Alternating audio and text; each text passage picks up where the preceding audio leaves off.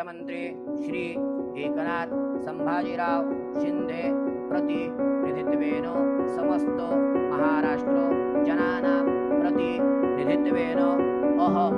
अद्य दिने यथाशक्ति यथाभक्ति यथामति यथासंख्यात्मक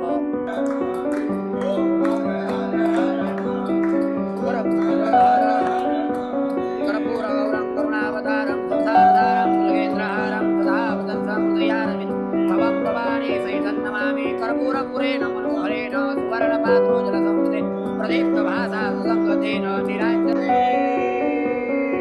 शम्भो हर। मुख्यमंत्री श्री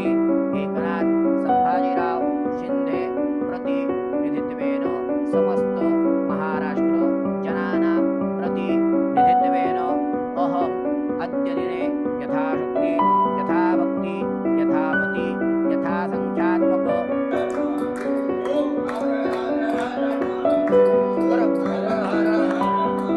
कर्पूरगौरं करुणावतारं संसारधारं योगेन्द्रहारं सदा वदन्तं हृदयारविन्दं भवं भवानी सहितं नमामि कर्पूरपुरेण मनोहरेण सुवर्णपात्रो जलसंस्थे प्रदीप्तभासा सुसंगतेन निराञ्जने